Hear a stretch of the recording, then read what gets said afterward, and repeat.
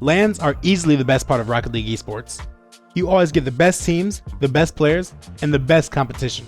And this one was no different. So let's go ahead and get into the recap. In Group A, we had FaZe Clan, G2, Crew, and G1. And from the get-go, this looked like it was FaZe's group to lose. They dominated North America for pretty much the entire winter split, and while no other team in this group was by any means a pushover, it was definitely still a very tall order to try to take out FaZe Clan. But the first team that would take on that challenge was Europe's 5 seed in G1. And pretty surprisingly, G1 came out the gate fast. FaZe had the best defense in North America during the winter split, but in the first 2 games of this series, G1 scored 8 goals, while FaZe Clan could only respond with 2. So G1 jumped out to a 2-0 lead in the series, and after they scored the first 2 goals in Game 3 as well, it looked like they were on their way to a sweep. But then we see Atomic miss the ball in the offensive corner, which leads to G1 getting caught out of position and FaZe getting an easy transition goal. And this goal sparked a comeback for FaZe, who would go on to win Game 3 in overtime. Then they showed their defensive ability with the 1-0 win in Game 4, which led us to a Game 5 with FaZe Clan trying to pull off the reverse sweep. But that Game 5 looked a lot more like the first 2 games of the series than the next 2, because G1 scored the first 4 goals of the game and went on to win 5-2, taking the big upset win over FaZe Clan and putting themselves in a great position moving forward in the group. And then for the other round 1 matchup, we had G2 going up against Crew. G2 was for sure the favorite, but with Crew being the 2nd seed out of a South American region that looks better with each passing split, they weren't going to go down easily. And G2 saw that when Crew pushed them all the way to overtime in Game 1. But after Atomic gets a really strong pinch to hit the ball into the backboard to serve as a pass for Chicago, he hits the goal to give G2 the Game 1 win. And from there, they didn't look back. Crew hang in pretty tightly in Game 2 and Game 3 because they were each decided by only 1 point, but G2 showed off their quality and they were able to walk away with a 3-0 sweep. And things didn't get any easier for Crew because in their next series, they had to go up against FaZe Clan, who had to be playing with a little extra fire after their upset loss to G1.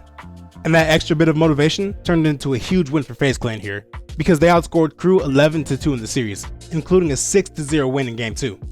But the other round 2 matchup was going to be a lot more interesting, because we had G1 going against G2, and more importantly, we had Atomic going up against Atomic, which a lot of people have been waiting for a while now. And when the match finally started, these 2 teams gave us a really good show. G2 took the first game by a score of 2-0, but then G1 took the next 2 games by a score of 2-1, then 2-0. So while G1 went into Game 4 on series point, it still honestly felt like it was anybody's match. We went into the last minute of Game 4 with G1 having a 1-goal lead. But then we saw things kind of fall apart for them. With about 42 seconds left in Game 4, Atomic was the farthest one back on the field, and G2 gets a strong clear that goes to the other side of the field. Atomic tries to jump up and meet the ball, but he can't get the touch, so he completely whiffs and gives G2 an open goal to tie the game before sending it in overtime. And then immediately after that overtime started, we now see Dorito miss the ball while he's in front of his own net. And after Dorito's miss, Mark has a chance to save the day for them by making the clear, and he also doesn't get a touch on the ball. So Atomic finishes it off and gives G2 the overtime win and sends the series into a Game 5. And this game was just as close as every other one in the series, because heading into the last minute, the 2 teams were tied at 1-1. And in that moment, we see Dorito try to jump out aggressively at JNAP's clear while he's the last man back on the field. But Atomic was ready to receive it and he beats him to the touch, getting the quick transition goal and the 2-1 lead for G2, which they would hold on to for the rest of the game as they went on to win the series 3-2. G1 honestly played really well in the series, but there are just a few really big mistakes that ended up costing them the victory. And now, instead of heading into round 3 with a 2-0 record and a really good shot at locking up first place, they are only 1-1 and there is a realistic threat of elimination. Because their next match was against Crew, who was 0-2 after getting swept by both FaZe and G2. But a win for Crew here would have meant that both teams would be 1-2 and that Crew would have the tiebreaker over G1. And in Crew's case, it was really simple. If they lost here, it was over. So this was a really big series. And both teams came ready to play. They traded wins back and forth over the first 4 games and brought us into an absolutely huge Game 5. But then we see a little bit of deja vu for G1. In the last game of their series against G2, it was an overcommit from Dorito in the 3rd man position that gave G2 the opening they needed to score the final goal. And now once again tied at 1-1 in the final minute of Game 5, this time it's Atomic who goes up too aggressively from the 3rd man spot, because he tries to challenge the ball, but he gets beat by Drops who came in from the other side of the field. And with the net now undefended, Drops' hit goes straight into the goal. And this goal would also be the last one of the series, as Crew went on to win this game 2-1 and win the series in Game 5, meaning that G1's fate was now out of their hands. And the losses that they took had to hurt really badly, because they beat the #1 team in the group in FaZe Clan, but then took 2 really close and gut-wrenching losses in the other 2 series that both boiled down to key mistakes that they made in the biggest moments, despite honestly playing really well overall. But now, their fate was up to the last match in the series, with FaZe Clan going up against G2. If FaZe Clan won, then Crew and G1 would be the only teams at 1 and 2, which meant that G1 would be out and FaZe Clan would be first. But if G2 won, then they'd be 3 and 0 in the group and everybody else would be 1 and 2, so it would go down to game differential, making the scenario just a little bit more complicated. But as it turned out, we wouldn't need to worry about that. FaZe Clan beat G2 the last 3 times these teams played against each other, so they had a clear edge in the matchup, and this series in the Winter Major was no different. FaZe Clan won the first 2 games and went on to win the series in 4, showing the same consistent defense that they had all season by only allowing G2 to score 4 goals in the 4 games. And with this result, G1 was officially eliminated from the group. Being knocked out after all of their self-inflicted wounds has to hurt really badly, but if nothing else, that team at least showed that they're really quality, and if they can tighten up on the consistency, then they can be a major player on the world stage. But the final standings in this group ended up being the exact same as the initial seeds, with FaZe Clan being first, G2 second, Crew third, and G1 last. In Group B, we had Karmine Corp, Team Vitality, Dignitas, and Team Falcons. And just like FaZe Clan was the heavy favorite in Group A, K-Corp was the heavy favorite here. But unlike FaZe Clan, they wouldn't stumble out of the gate, because in their first matchup against Dignitas, they took a decisive 3-0 sweep, and they immediately showed that they weren't going to take anybody lightly. And for the other match in this round, we had Falcons going up against Vitality, which was immediately going to be a really big test for Falcons. Ever since they made it to the grand finals of the Spring Major last season, they've been really underperforming on LAN, but a lot of people would still believe in them to perform well. But if they were going to do that in this tournament, it would have to start here against a really good Vitality team. But in the first 2 games of the series, it wasn't looking good for them, because Vitality jumped out to a 2-0 lead, while Falcons looked pretty disjointed as a team, and it was starting to look like this was going to be another flop on LAN for Falcons. But then at the start of Game 3, they quickly turned it around and played much more solid on their way to a Game 3 overtime victory. And that momentum continued into Game 4, where they capitalized on 2 Vitality mistakes in defense to get the Game 4 win and go all the way to Game 5 with a chance of the reverse sweep. And this last game was the highest scoring out of the entire series, but Falcons pulled out the win with a score of 4-3 and finished off the reverse sweep. And the biggest story for this game had to be the kickoffs for Team Falcons. Out of the 4 goals that they scored in this game, 3 of them came within 10 seconds of a kickoff. They were dominating that aspect of the game, and it was for sure the biggest reason why they went on to win this game and the series as a result. Plus, all of these kickoff goals that they scored were on kickoffs that came up as a result of a Vitality goal. Literally every time Vitality scored a goal, Falcons would get one right back within 10 seconds. And if you're Vitality, that's basically impossible to fight back from. So Falcons got their first win in the tournament, and they looked pretty good doing it. Well, at least they did in the last 3 games. But the second win would be a lot harder to come by, because now it was their turn to go up against K-Corp. And while Falcons were playing well, they weren't playing that well, because K-Corp walked away with that series with their second straight 3-0 sweep victory. But while Falcons got swept, it should be said that they put up a really good fight. Game 1 and Game 2 went in overtime, and then Game 3 was also decided by just 1 goal. So K-Corp was for sure the better team, but Falcons didn't look too bad either, for whatever that's worth after you get swept. And the other match in this round was Vitality against Dignitas. Dig was the underdog in this group, so a win against any of the other teams would be hard to come by, but they got off to a good start here, because after a close loss in Game 1, Dig bounced back and got a 5-1 victory in Game 2. So they showed that they can hang with this team. And Game 3 gave us another close one, because after Vitality scored the first 2 goals, Dignitas scored the next 2 and the game went in overtime. But Vitality ended up with a victory in this pivotal Game 3. And Game 4 also went in overtime, but then Alpha beats the Dignitas defense with a really nice pass out of the corner over to Rodosin, who scores the goal, getting the overtime and the series win for Vitality. And in round 3, Dignitas had one last chance of keeping their major hopes alive against Team Falcons. But with how good Falcons looked in their first 2 series, that was going to be a really tall order. And when the games got started, we saw just how tall that order actually was, because Falcons walked away with a 3-0 sweep after 3 dominant wins. They took Game 1 by a score of 3-1, the next one by a score of 5-0, and the final one by a score of 6-2. So Falcons were showing that they're ready to show out on the international stage again. But for Dignitas, this marked the end of their tournament. Even qualifying for the major was a huge accomplishment for this team, so anything on top of that would have just been icing on the cake. But you still know that they would have liked to get more points here, because that would have really helped them on their way to a berth of the World Championship. But as it stands now, they still have a lot of work to do if they want to secure their spot at the end of the season. And the last match of this group was K-Corp against Vitality. With how K-Corp was playing so far in this event, and with the fact that they're just K-Corp, they were the heavy favorite in this series. But after a clutch Game 1 win in overtime for Vitality, after they scored a game-tying goal with 5 seconds left, Vitality showed that they had some fight in them. But then K-Corp responded to their first game loss of the entire tournament in the exact same way that you would expect them to, and they bounced back with a huge win in Game 2, taking that one by a score of 5-1, and they didn't look back from there. K-Corp won the next 2 games by 1 goal each, thanks to a last-minute goal from Itachi in Game 3, and then a last-minute goal from Buttery in Game 4, off of a really good pass from Exotic, by the way. So K-Corp went on to win this group after dropping only 1 game the entire way, and the final standings here was K-Corp first, Falcon second, Vitality third, and Dignitas last. In Group C we had Team Secret, Team Liquid, Ground Zero, and Gladiators. And I'm gonna be real with y'all, I'm gonna go through this group pretty quickly. We often talk about which one is the group of death, but as a lot of people stated before, this one was clearly the group of life, because it was kind of shaping up to be a cakewalk. Team Secret and Team Liquid both came into this event among the best teams in the world, but the other 2 teams in this group weren't really all that close.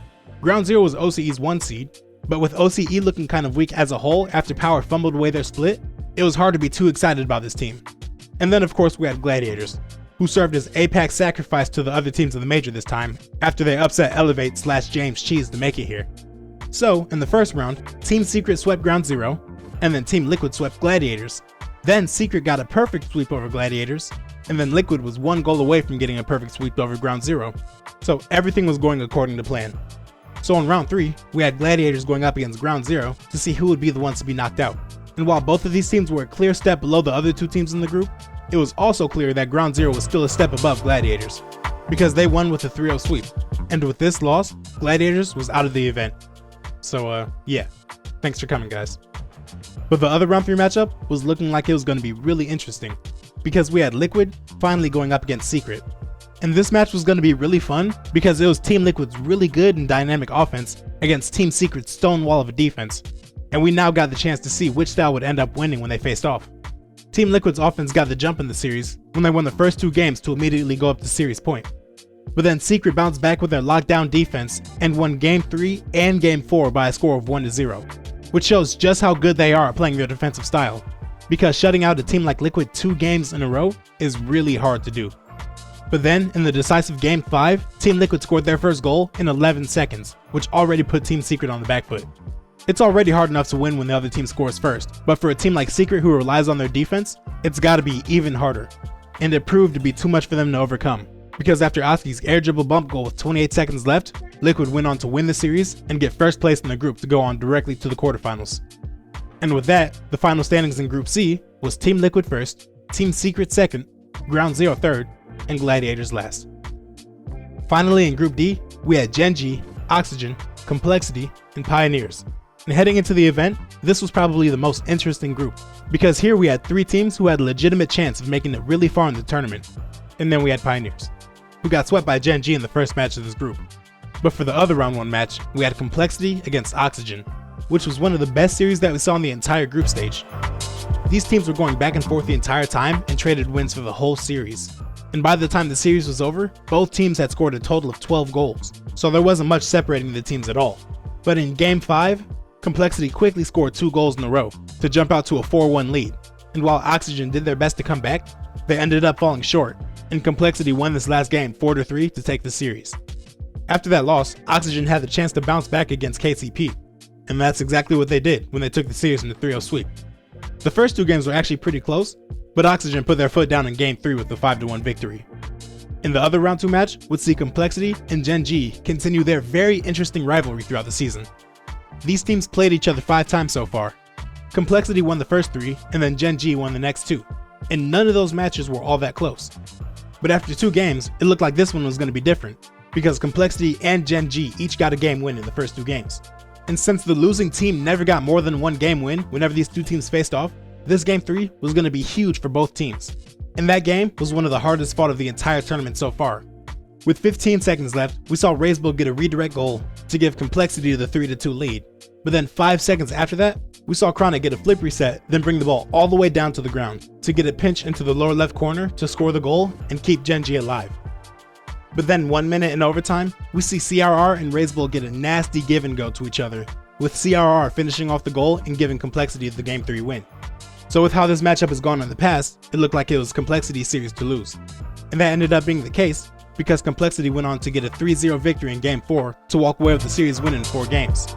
So we ended up having a pretty unique scenario heading into the last round, with Complexity being 2-0 and Pioneers being 0-2, on top of the fact that they were playing each other in the last round. That meant that Complexity was already guaranteed to be first place in the group no matter how the matches played out, and Pioneers had already been eliminated, even if they got the win over Complexity. But, as you probably expected, they didn't get the win over Complexity. But to be fair, they were able to get a win over Complexity, because they ended up losing this series in 4 games after they got the Game 3 win. And now, Ground Zero was the only OCE team left in the major. And the final match of this group was Gen G going up against Oxygen, where the former teammates Jack and Joyous would face off against each other again, and Gen G would try to get revenge for the pretty embarrassing sweep that they took the last time these two teams faced off.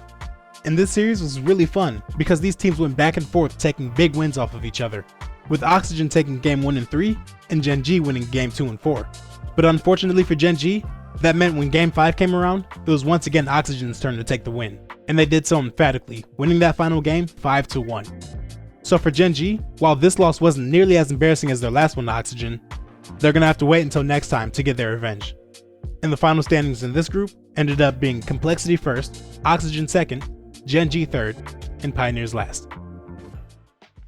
Now with the group stage out of the way, we had these 4 matchups in the first round of the playoffs. And to start us off, we had Team Secret going against Crew. And the winner of this match would go on to face Complexity. So the teams with South American roots had this part of the bracket all to themselves, which was kinda good and kinda bad at the same time. It was good for the South American region because they were now guaranteed to get 1 team into the top 8, which is a huge boost to the region's chance of getting 3 teams to the World Championship. But it was also kinda bad because now there was no way for 2 South American teams to make it into the top 8 for the first time ever at an RLCS LAN. And if these 2 teams hadn't gone against each other, that could have been a very real possibility. But as it stands, they'd have to knock each other out instead. Secret has already beaten Crew 3 times so far this season, so if Crew is going to get the win here, it would be a pretty big upset. But in the first 2 games, Team Secret flexed their great defense again, and they won both games by a score of 1-0. So it looked like we were heading to another easy Secret win in this matchup. But then Crew bounced back with a 3-0 victory in Game 3, and then they won Game 4 by a score of 4-2. And this was a pretty big deal, because in the international competitions, Team Secret only allowed a team to score 4 goals one other time this season, and that was in Game 6 of the semifinals of the Fall Major against Moist. So Crew being the second team to hit that number is a really big deal. And in Game 5 with the chance to reverse sweep, Crew put the game away with his perfect 50 from Jufinho to knock the ball down into the middle of the field, straight into Brad who knocked in the goal. So Crew would go on to win this game and move on in the tournament, knocking out Team Secret in the process. The next match in this round was Team Falcons going up against Gen G. Team Falcons looked really good in the group stage and they finished at 2nd place in their group behind only K-Corp. And as a reward for playing so well, they get to go up against the Fall Major champions, so this was a really tough draw for them. But Falcons show that they are up to the task by taking Game 1 in overtime. But 15 seconds in, Khaled chooses to not challenge the ball, instead turning around to Shadow, which is something he often does. But this time, Ahmad's too far from the play to get a challenge in on time, which leaves an opening for Abjack to get the game-winning goal. And after a 1-0 victory for Gen G in Game 2, Falcons had their back against the wall. But just like in their series against Vitality, after they went down 2-0, Falcons came out very fast in Game 3, and they dominated that next game by getting a Brazil over Gen G. Then Game 4 was a lot tighter, ending with a score of 1-0, but Falcons got the win again there to bring the series all the way to Game 5 and bring themselves from being 1 game away from another reverse sweep in this major. But after already going down 1-0, we see Khaled with a chance to clear the ball on his back wall, and he gets a pretty bad miss hit, which is something we almost never see out of Khaled on defense. So Chronic bumps TRK out of the way, and Jack puts in the dagger for Gen G. And with this loss, Falcons was now knocked out of the tournament. As far as the eye test is concerned, Falcons look better at this LAN than they have in a long time. But since they faced off with a team as good as Gen G this early in the tournament, they weren't able to have that improvement show up in their final placement. But heading into the spring split, Falcons once again look like a team that can be a real threat internationally, if they manage to hold off Rule 1 again for the major spot. Next up, we had Oxygen going up against Team Vitality, and this was especially gut check time for Oxygen, because they brought in Rise before this split, with their eyes on the major and looking to do really well when they got there. And now, they are facing off against a talented, but very beatable Vitality team to make it to the top 8. But the first 2 games ended up going Vitality's way, because in Game 1, they took the victory after 2 minutes of overtime, and then in Game 2, they took a very decisive win by taking that game with the score of 5-0. So now with their backs against the wall, Oxygen needed this win to keep the series alive. and after going all the way into overtime, Joyous finds the part of the Vitality half that's undefended, and he redirects Rises Clear into the goal to give Oxygen their first game win of the series. But it would also be their last win of the series, because Vitality took Game 4 by a score of 4-2 and knocked Oxygen out of the tournament, giving Rice's first ever finish outside of the top 8 at a LAN. On paper, Oxygen came into the split primed to be one of the best teams in the region, but after going through the regionals without making it to the grand finals even once, and then getting knocked out of the major before the top 8, even if a lot of other teams would be happy with these results, it has to be a big disappointment for Oxygen, because frankly they should be capable of more. But now all we can do is wait and see how they'll bounce back in the next split. And this win for Vitality also meant that to this point, all the third place teams in their group have beaten the second place team so far in round 1 of the playoffs. And for that trend to continue, Ground Zero would need to win their next match against G2. But they immediately showed that they had no interest in getting upset, because after scoring 28 seconds into Game 1, G2 went on to win that first game 5-0. And the next 2 games were pretty much more of the same, because G2 got 2 more comfortable wins and went on to win the series in the 3-0 sweep. And this loss put an end to a really disappointing major for the OCE region as a whole. OCE has always been behind the rest of the regions when it comes to their level of play, but most of the time we can at least expect them to put up a fight. But in this major, none of their series were that competitive. And as it stands now, they're falling behind the rest of the world even farther, and it seems like they definitely have their work cut out for them if they want to catch up. Now with the first round out of the way, we moved into the quarterfinals, and we had these 4 insane matchups to look forward to. And the first one for this round was Liquid against Vitality. These teams played each other 4 times so far this season, and Liquid won all of them. So if Vitality was going to get the win here, they would need to pull off a big upset. And after they scored the first 2 goals in Game 1, it looked like they were up to the task. But then Team Liquid showed that when you can score like them, no lead is safe. After giving up the first 2, they scored the next 6 goals in that game to take the Game 1 victory. But after that dominance, the rest of the series was a lot closer, with the 2 teams going back and forth taking close victories off of each other. But in the Game 6 overtime, with Liquid up 3-2 in the series, we see a 3-man passing play between Liquid superstars, with Akrana going up to Atto, and Atto redirecting the ball infield down to Oski, who slams it underneath the crossbar and gives Liquid the win. And this loss will be the last time that we see this version of Team Vitality, because now they have the young superstar Zen ready to join this team and raise their quality up even higher.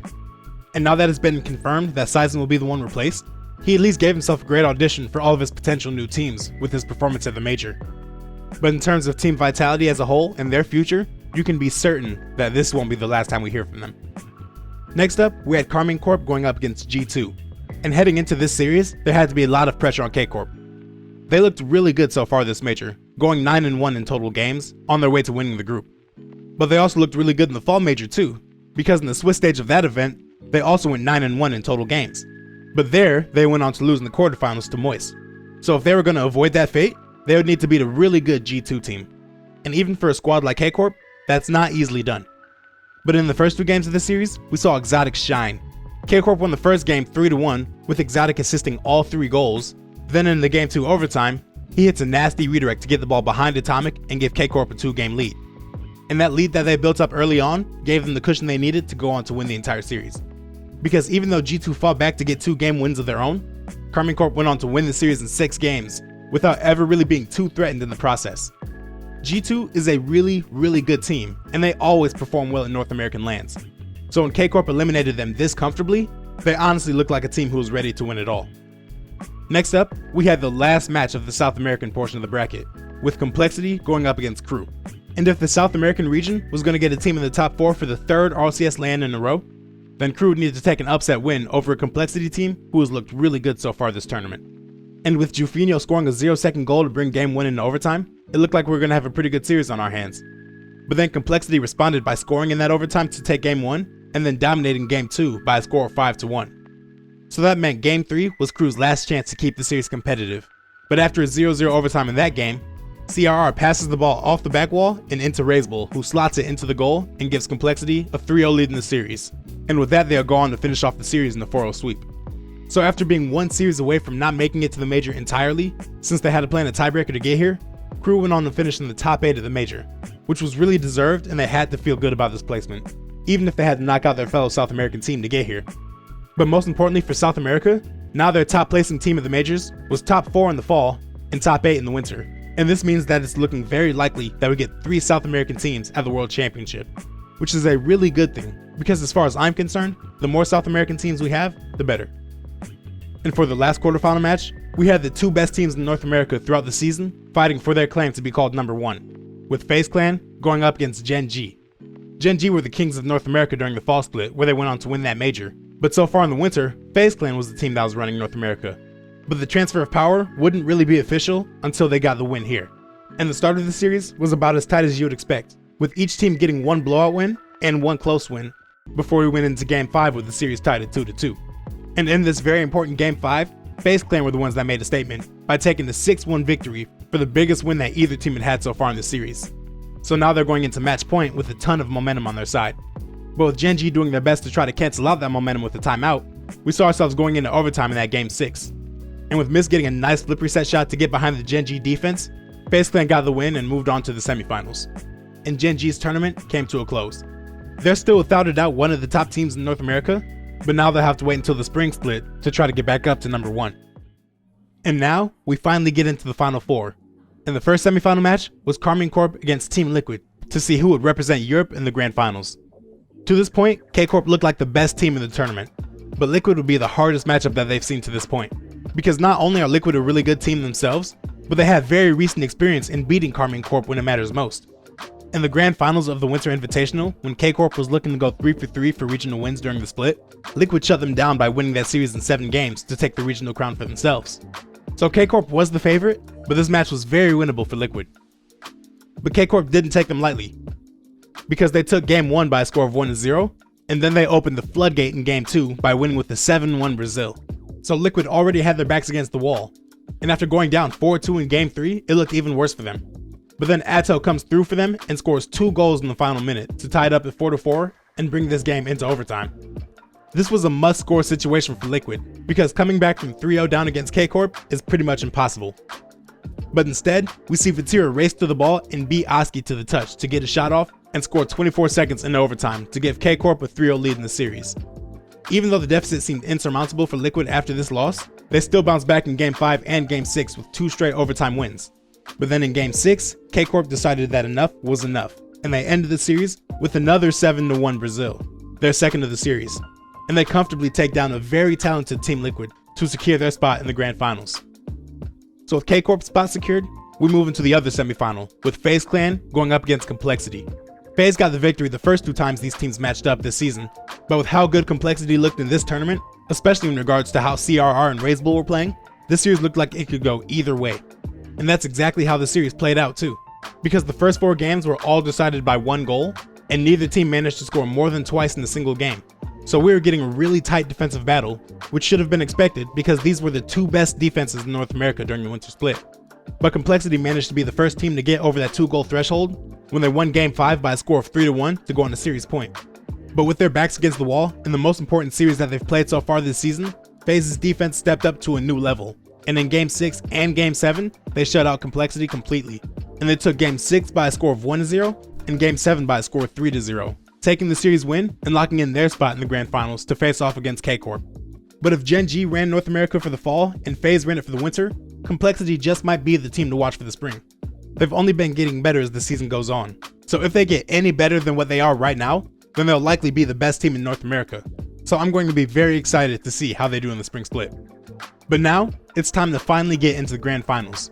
We have Karmine Corp, the best team in Europe, going up against FaZe Clan, the best team in North America, to see once and for all who is the best team in the world. And as you might expect from 2 of the best defenses we have in Rocket League, the first 3 games all ended in a shutout with a score of 2-0. The first game went to Karmine Corp, and then the next 2 went to FaZe Clan, so they went into Game 4 with a 2-1 lead in the series. Then K-Corp returned the favor with another shutout in Game 4, but this one, instead of being decided by 2 goals, K-Corp managed to put up 7 goals this game in the shutout victory. The 2 teams had looked pretty evenly matched up to this point, but this was a huge statement from K-Corp. But then, in the all-important Game 5, we got our most competitive game of the entire series, because heading into the final seconds, we were tied at 2-2. But just when it looked like we were going to go into overtime, we see Exotic fall down from the ceiling with the ball and hit it into the backboard, and Exotic isn't able to get a shot off, instead hitting it straight down into the ground, which pops it up in front of the net and leaves it wide open for Vatira. And he's able to hit it off to the right side of the net to avoid miss and first killer to score the 0-second goal and advance his team to major championship point. And Game 6 ended up being just as close as the game before it, because after Exotic scored with about 4 minutes left, and then Miss scored with about 2 minutes left, we headed into the final seconds of this game with the score tied at 1-1. And after a series of great plays for both teams, it would be one final mistake that would be the nail in the coffin for FaZe Clan. The ball comes up to First Killer, who's on FaZe Clan's backboard above their goal. He tries to flip into the ball to get a strong clear out to one of his teammates, but he messes up on the touch and instead sends it straight up into the ceiling. And since there were no other FaZe Clan players there to defend, when the ball bounces down in front of their net, Itachi gets the easiest major championship winning shot that you will ever see. This is a really painful mistake for any player, but it has to be even harder for a player like First Killer, who is without a doubt a top 2 player in the world and the best player in North America. And without him, there is no way that FaZe Clan make it this far. But at this level, one mistake is all it takes to determine the winner and the loser. And that's exactly what we saw here. And while this might hurt for FaZe Clan and First Killer in the meantime, I wouldn't be too worried about them, because I'm sure that they'll be back. But as far as the winners are concerned, we just saw Karmine Corp put together one of the most impressive splits that we had ever seen. They won the first 2 regionals in the winter, then went to the grand finals and lost in 7 in the 3rd regional, and then they went on to win the winter major without ever going to a game 5 in a best of 5 series or a game 7 in a best of 7 series. They dominated the competition and left no doubt that they are for sure the best team in the world. And now there is also no doubt that Vatira is the best player in the world, after he was named Offensive MVP and the overall MVP for the entire tournament. And as another way to illustrate just how dominant they've been this season, even though the spring split hasn't started yet, K-Corp has already locked in their place at the World Championship at the end of the season. And if they keep up this level of play, then there's no doubt that they'll be the favorite at that World Championship too. Alright, the recap's over, but before I go, I'm gonna give a shout out to my boy Status for being the first ever channel member. And even though he only became a member because he lost a bet that we made on the Team Secret Team Liquid matchup, I still appreciate it all the same. But yeah, that'll do it for the winter split. So, bye, and thanks for watching.